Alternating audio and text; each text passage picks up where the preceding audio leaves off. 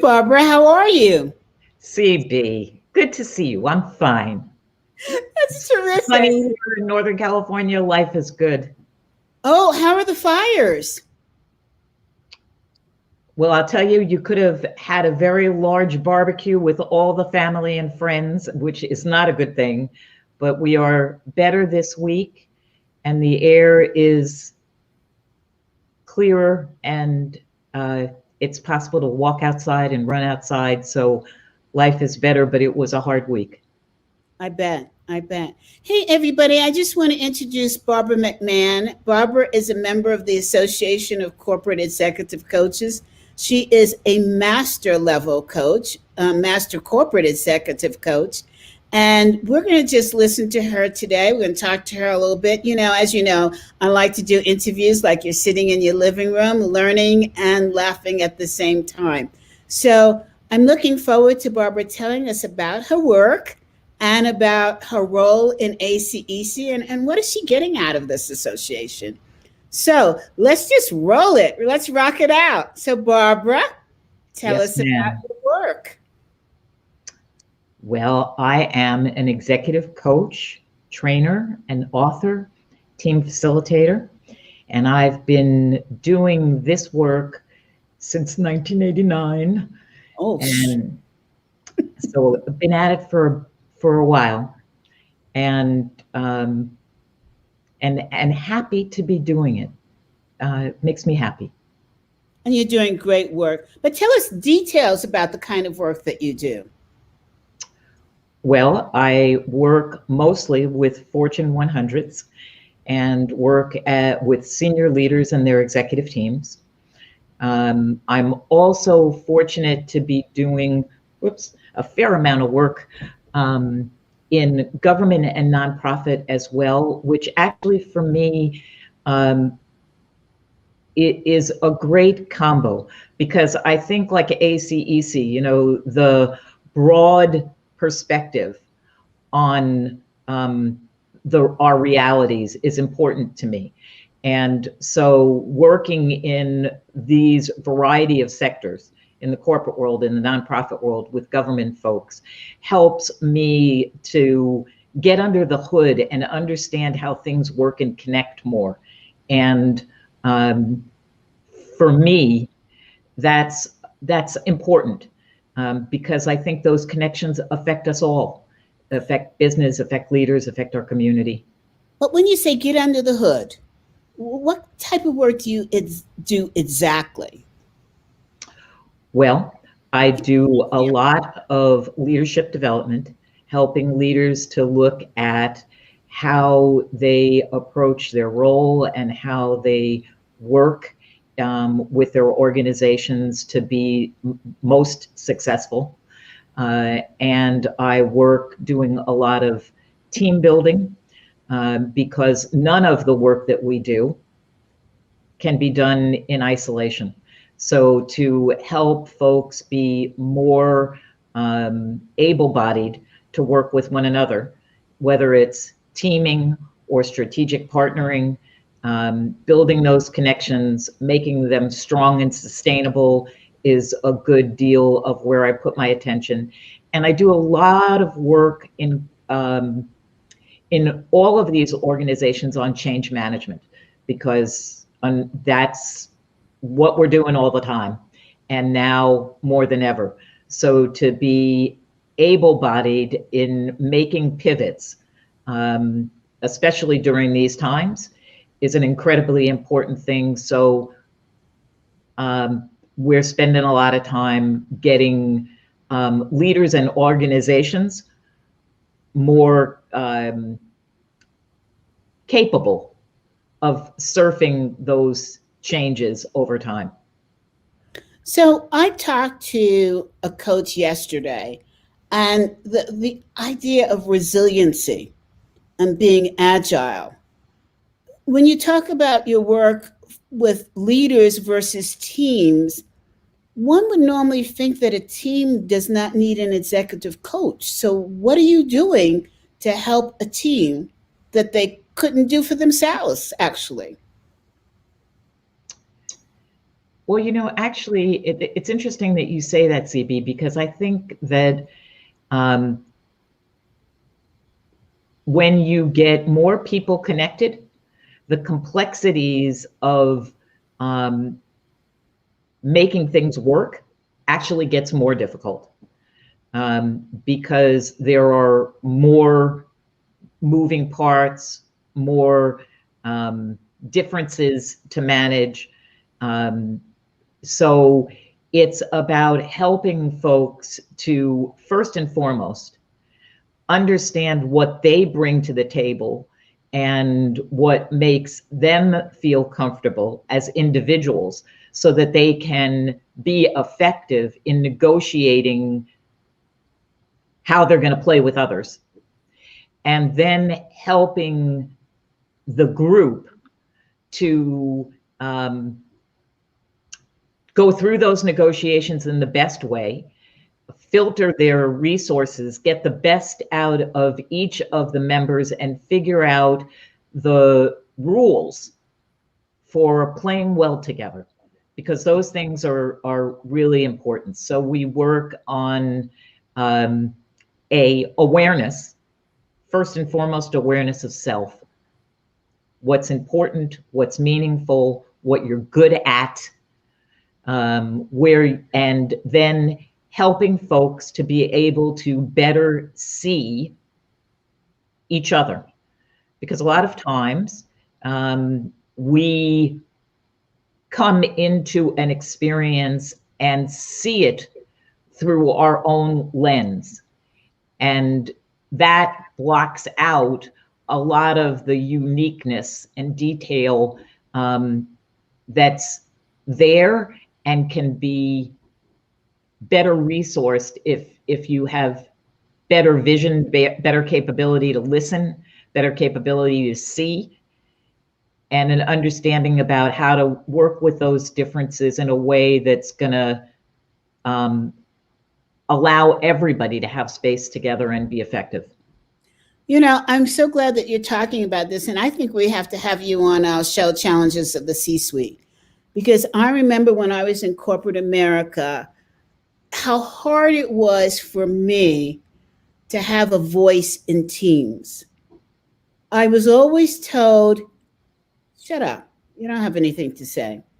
Not in so many words, but that's what the perspective, that's what the perception was. And I thought, well, no, I have a lot to say. Why are they telling me to shut up? And I found out it's because I knew more than they did. That's why. And as a Black woman, I was totally on target. Yep. But in all seriousness, I think that people are afraid to listen, afraid to embrace a different perspective. And that's so important when you're on a team. Hugely. And isn't it interesting? Isn't it interesting that happened, and exactly for those reasons? People don't want to hear what they don't already have going on in their own head. Yes. And so listening and hearing something that's new and different, or maybe even improved, often improved, is really scary, because that means changes are coming. And so they have the hardest time doing what they ask you to do. Listen. Don't talk, just listen. Which is, I find that funny, because if they took their own advice, the world would be a better place. I love that. And now that we're talking about it, I think that I had repercussions from being told to shut up, right? So when I started leading ACEC, I would talk all the time, blah, blah, blah, blah, blah, blah, blah, blah. No one else could talk. And then people like you and other coaches, I was so fortunate. They said, CB, now you could shut up. But they said it in kindness, not like what I was told in corporate America. And they said to me, CB, it's because you want to invite other people to hear and to give you their thoughts. And as CEO now, the minute you speak, even if it's to say good morning almost, you're shutting down other thoughts that could be valuable for you to use in the organization. So now I've learned to like zip it, but not because I'm being told to shut up, but I am. But no, not for the same reason, but because now I've learned I need to listen. And yeah, that's another really, really good point. That I think that happens to a lot of us. It becomes, there are skills that we get told to use at certain times in our life and with certain roles and not in others. Like, right? What are children supposed to do? Be seen but not heard, right? So when you're, just coming in to a system, right, as, a youngin', you're told to sit down, shut up, and just listen. Yes. But when you're, and that when you get to sit at the adult table, when you get to be at the head of the table, then everybody will listen to you. Yeah. Okay. So what happens from that is that we lose a lot of the freshness that can come in from all these different perspectives, from folks who have been in other places that we haven't seen, done things we haven't done. And yet, because of this notion in our head about when it's okay to practice these certain skills, sometimes it's a good thing, sometimes not so much. Yes. And you have to learn when. And I think importantly, you have to, how am I going to word this? You have to think about where the message is coming from. What is the intent of the message? Is the intent to block you out because you're a Black American? Is the intent to say to you, well, I hear you and I'd like for you to hear me? That's a whole different picture, right? And hear me for not who I am on the outside, but hear me from what I can present to you that you might be interested in learning. Amen. Yeah, I think there's so much wisdom in all of that. There's wisdom in that, because one of the things that you are bringing forward is that when you make a choice, when you are making a choice, being intentional about what skills you're going to use and what skills you're going to hold back on. When like Kenny Rogers says, when you're going to hold them and know when to fold them. Yes, one of my favorite songs. Yeah. Me too. And you're saying when you were a leader, and as a leader in choice, you said, I really want to listen. Yes. Because there's so much I can learn from listening. And if you have a learning environment, which is one of the things that I love about ACEC, there is an awareness that we can learn from each other. And you've set up this incredible culture and way of operating, a thinking environment that makes the space to make that so, where we get the richness of all the human resources because there is listening to each other. And when you say, I do want to listen because I'm really interested in hearing your perspective, and we can make this so much better if we're inclusive to the variety of perspectives that we share here at this table. So let's take turns. Let's take turns. And I'm not patting myself on the back, but that requires courage. And it requires an inner strength to know that you're not going to lose yourself in listening to somebody else. And that's a whole different perspective, right? You have to have that sureness in yourself to let other people's, other people and their mindset come into your space so that you're not afraid that it's going to change you. I think that happens to a lot of people. it's going to change me. It's going to move me from my values. It's going to move me from my experience. And the fact is, it's not. It's going to add to. Right, right. Well, I think that's a really important difference, is that it may change you. And changing you is not necessarily a bad thing. But I think that that one of the things you're bringing out here, which is one of the things that we work with teams to understand more clearly, is mindset. It's being able to take the time to explore how your thinking does influence the choices you make about how to engage, what behaviors you're going to allow yourself or each other to engage in, is based on the way you think, the beliefs you hold, and, you know, fundamentally your values. But I think a lot of times what happens is that what we believe or the way we think can obstruct us from anchoring into our values. You know, the way we believe, you know, how we see ourselves, how we see others, how others see themselves and others see us. All of that, the way we think about things, influences the choices we make and the choices about how we interact together. And I think the way to make change on that is to have people make what's implicit explicit, you know, about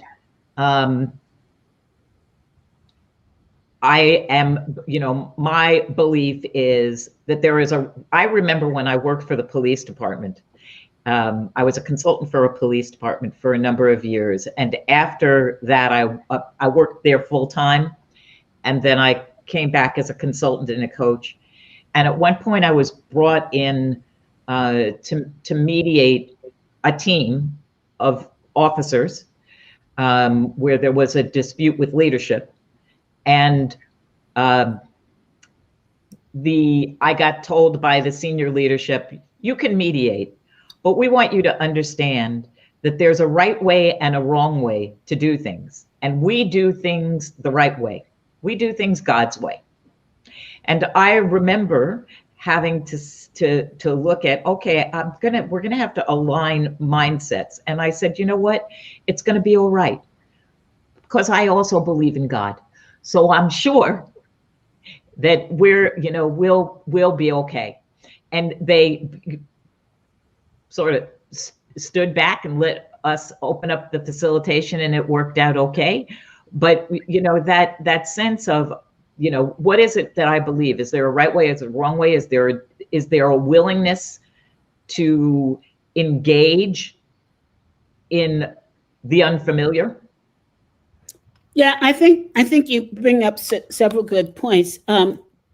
So in listening to other people, you may change, but you won't lose yourself. And I think so many people are afraid of losing themselves if they listen. And it's so not true. It's so not true.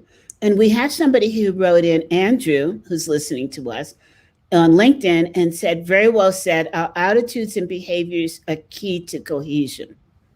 So true, right? Now, Barbara, you mentioned this ACEC. What does that stand for, and what does it mean to you? Well, I think that the Association of Corporate Executive Coaches, and what it means for me is that I have membership into a very large brain trust. And actually, you know, I'm really glad you're bringing that up right here, right now, because one of the most wonderful thing about ACEC is the incredible diversity of expertise of individuals, both in terms of you know, the demographics, in terms of their life experience, and so in terms of their expertise.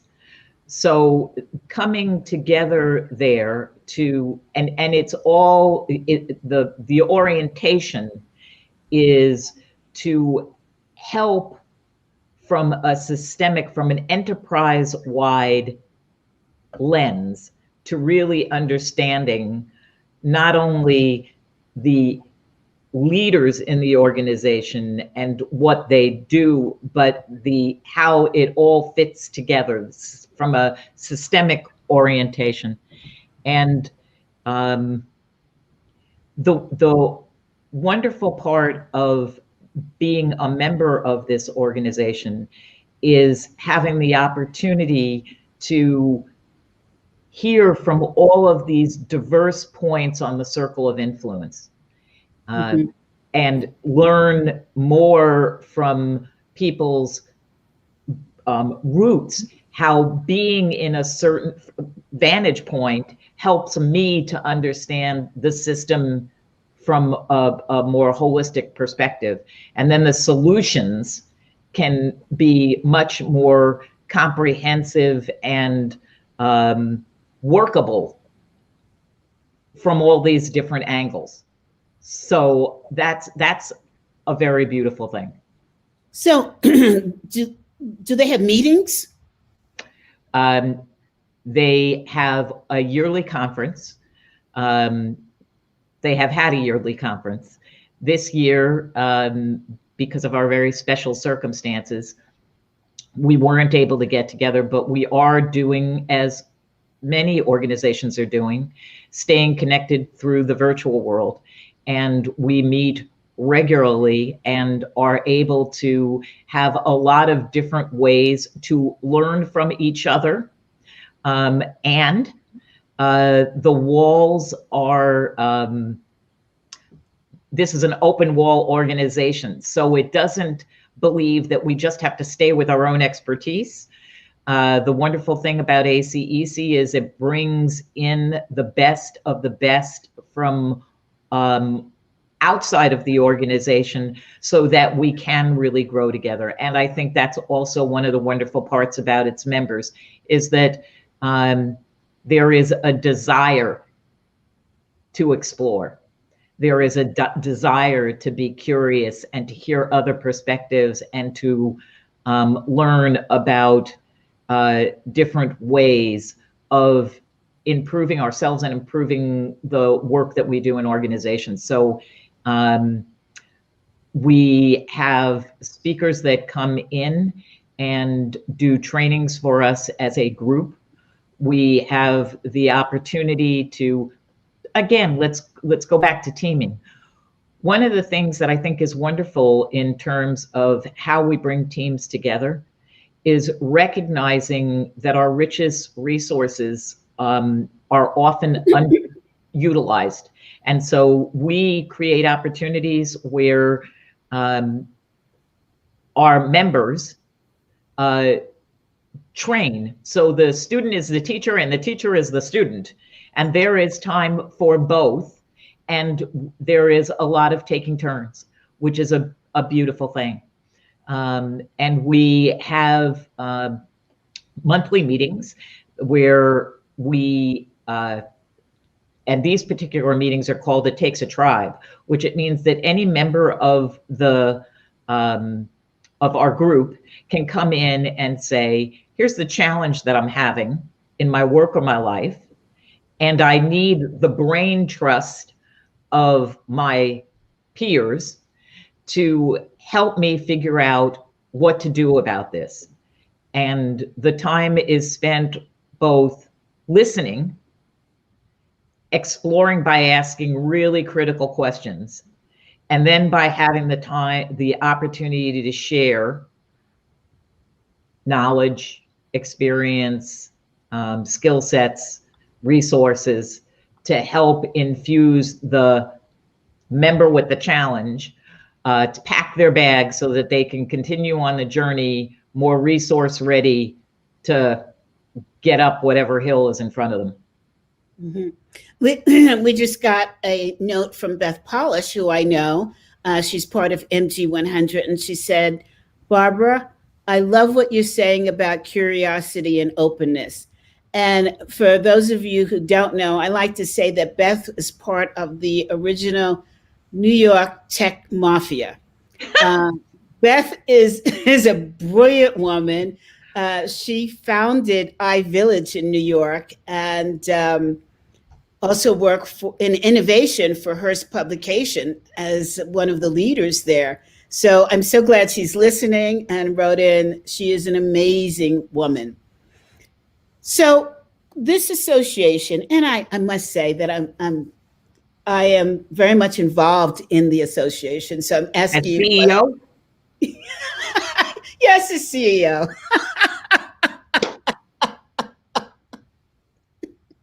Oh my gosh, you just busted me. I was trying to go under. so what But are you going to say? yeah, so you know, I can't talk about it because it's so in my heart, you guys.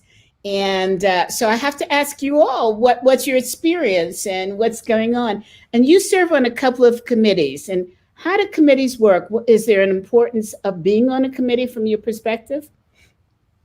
You know, I'm really glad you asked that because I think that one of the things that you made very clear to me, and I think that from a values base drew me into ACEC, was that it was a collaborative, that it wasn't about a place to come and get takeout. I love that expression. So apropos for today. Everybody was going to be in the kitchen together. And what we made was going to be dependent on our ability to work together and to figure out what we wanted to have and cook it up together and all of that. And so I knew that service, being on these committees, it wasn't just, pay your check at the door and go in and get your order. It was going to be, no, this is going to be, as we were talking about with teams before, this was going to be a collaborative venture.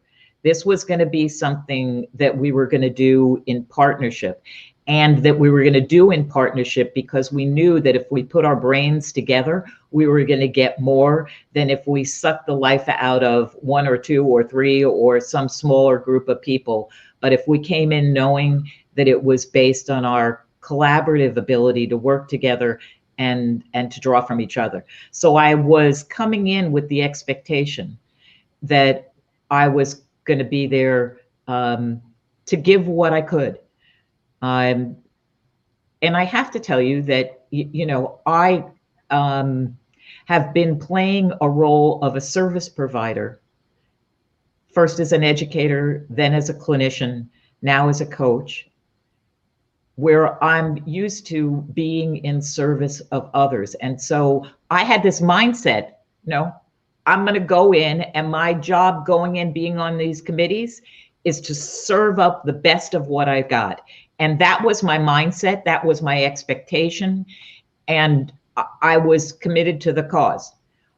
I was surprised in this magnificently wonderful way about how much I got by being on these committees and how much I got in return, and to see in real action what could happen if people really truly were open, like Beth said, to being curious. And Beth, being from the tech world, knows that the best way to advance innovation is to come with that curious mind. And so that openness and that willingness to learn from others' perspectives, to create something new, to go to places that we hadn't gone before, through the experience and knowledge of others. That's what makes ACEC really rich. And I've developed a number of partnerships that have enabled that I've been able to bring in some of my peers to work that I'm doing, which has made what I can provide so much better. I've been invited and done some inviting of some of the peers at ACEC to join me in learning journeys. So you've brought in some great knowledge experts who have offered us opportunities to take a deeper dive into certain modalities, whether it be assessments or theories about leadership or working with resilience, to go or positive intelligence. I personally do a lot of work in mindful leadership. So the positive intelligence work of Shazir's Shamin was wonderful, and we did a deeper dive into that, which has been incredibly wonderful for my work. And we did it, I was able to do it with a couple of partners from ACEC, which is enabling us to do some further work in this area and enriched, for example, some of the work that I'm doing in teaming. So that's wonderful. That's one of the new skill sets that I've been able to bring into teams to help them look at what's the difference when you face some of the challenges of change from a positive or negative mindset. And this work in positive intelligence helps to give some really great strategies and mental mindsets to understand how that can make a difference. So being on the committees has been a really wonderful thing. And it's also helped me to keep informed, because we can't be everywhere all of the time. So when we come and talk about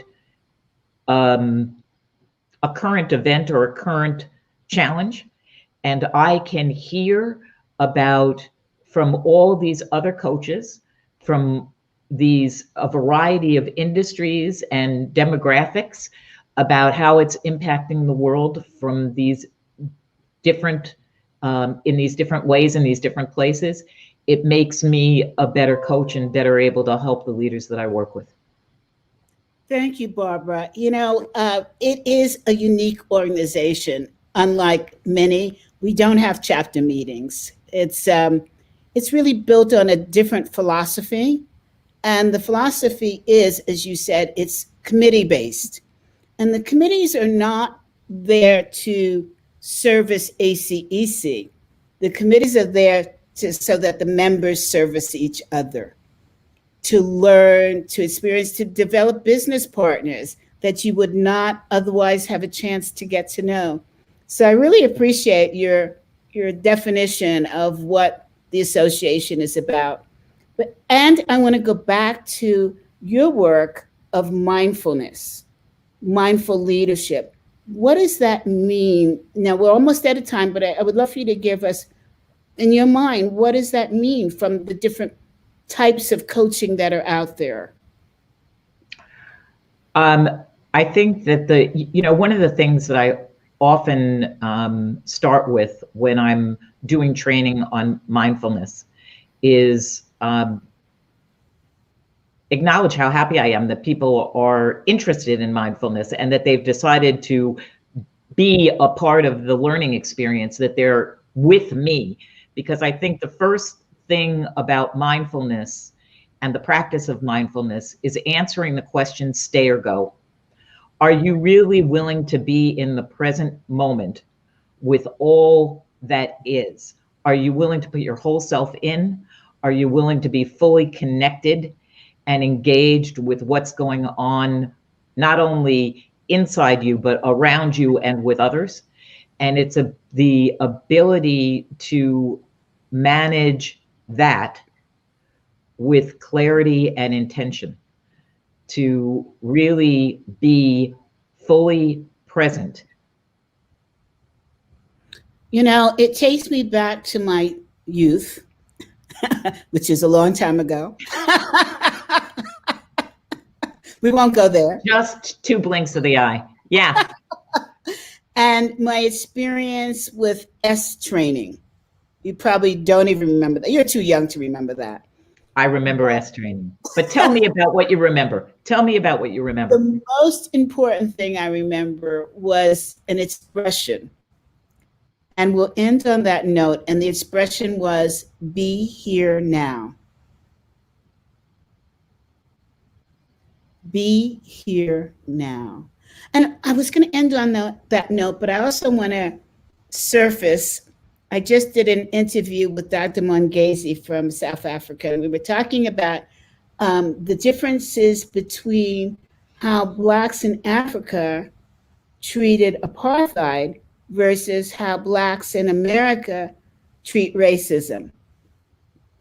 And one of the things he said is when you greet somebody in Africa, there's an expression. And translated, that expression means, I see you. And the response from the person is, I am here. And it's so related to your work. And what it serves is an acknowledgement to the other person that you see them, not their face, not their skin color, not their religion, not their weight, not their hair. You see them. And they're here for you to see them. So, Barbara, with that, thank you so much for coming on and talking to us about your work and your relationship with ACEC. And I definitely want to have you back on the show to talk about the challenges of the C-suite, because you're doing some incredible work. Thank you, CB. Thank you for the time and the conversation. Great. And so everyone, tune in on Tuesdays and Thursdays. On Tuesdays, it's 12 to 1 Mountain Time for Challenges of the C-Suite. And on Thursdays, it's from 11 to 12 Mountain Time. And the discussion is about workplace racial equality. And that's where you see me all duded up. Today, I'm on it's Casual Friday on Zoom. So I have my sweatshirt on and my jeans. You're setting a high bar for a CB Casual Fridays, please. That's my new thing, Casual Fridays on Zoom. Love it. Love it. Come back and visit us again, Barbara. See you soon. Thank you, CB. Bye, everybody. Bye.